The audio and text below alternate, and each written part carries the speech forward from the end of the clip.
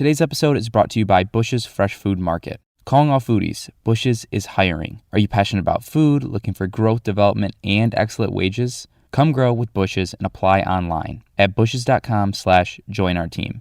That's Bush's, BUSCHS.com/join our team.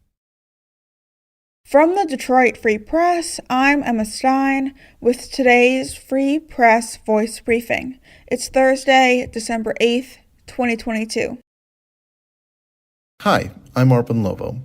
The family of Patrick Lyoya is suing the city of Grand Rapids and former police officer Christopher Schur. Schur fatally shot Lyoya, who was a black Congolese refugee, in the back of the head during a struggle after Lyoya tried to run away from a traffic stop in April. After footage of the shooting was released by city officials later that month, residents in Grand Rapids held multiple marches and demonstrations calling for police accountability.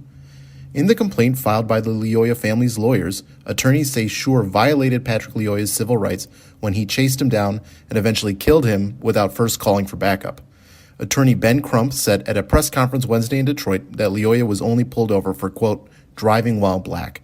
Attorney Ven Johnson said the city of Grand Rapids enabled Schur's behavior by not appropriately responding to prior complaints of excessive force by GRPD officers. According to the complaint, the Lyoya family is seeking financial damages for Patrick Lyoya's death. Crump said they are seeking $100 million. The lawsuit was filed in the federal court in the Western District of Michigan. A judge in Kalamazoo has been assigned the case. In a separate criminal case, Schur is slated to stand trial for a second-degree murder charge sometime next year. His lawyers say that he was acting with appropriate force in his role as a police officer. Schur was fired from his position in June, shortly after the charge was announced. I'm John Carlisle with the Detroit Free Press. Oswald's Bear Ranch is located in the Upper Peninsula, about an hour north of the Mackinac Bridge. Founded in 1984 as a bear rescue facility, it's currently home to 41 black bears that live on 240 acres of woods hemmed in by a tall safety fence. Every year, tens of thousands of tourists come to feed apples to the adult bears, have their picture taken with the cubs, and otherwise watch the bears be bears. It's not a big operation. It's owned by two 83-year-olds, Dean Oswald and his wife Jewel, who take care of the bears along with their 63-year-old son and a couple grandkids who pitch in. Several years ago, the ranch caught the attention of People for the Ethical Treatment of Animals, also known as PETA. The group is known for its opposition to animal testing, meat eating, animal breeding, fur wearing, the use of animals for entertainment, and just about every kind of animal captivity. And one thing it really hates is Oswald's Bear Ranch. PETA urged its followers to tell Dean and Jewel how rotten they think their place is.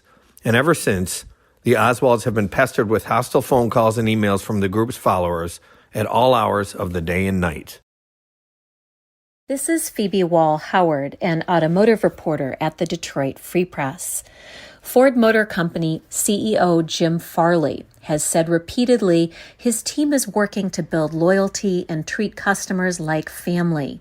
But bad experiences continue to haunt Ford, with current Ford Focus and Ford Fiesta owners who are struggling to manage a situation beyond their control. Defective cars that need new transmission control modules, a part that makes the car run. These are the vehicles that were the subject of a class action lawsuit against Ford that was settled in 2019. Go to freep.com to learn more about a situation where customers have their cars at dealerships for 3 months, 6 months, and 9 months, not getting a call, an email, or a text. I'm Andrew Hammond for the Free Press Sports Department. One of the bright spots for the Michigan basketball team has seen his season ended with an injury. Point guard Jaelin Llewellyn's injury in the second half against Kentucky on Sunday turns out to be a season-ending torn ACL. The plan for Llewellyn, the former Ivy League player at Princeton, is to have surgery in early January. Llewellyn was averaging 7 points per game with 3 rebounds and 2 assists. The Michigan Wolverines begin Big Ten play tonight as they face Minnesota starting at 9 p.m. Eastern on the Big Ten Network. For more stories from the Detroit Free Press, be sure to check out freep.com. That's FREEP.com. I'll see you tomorrow.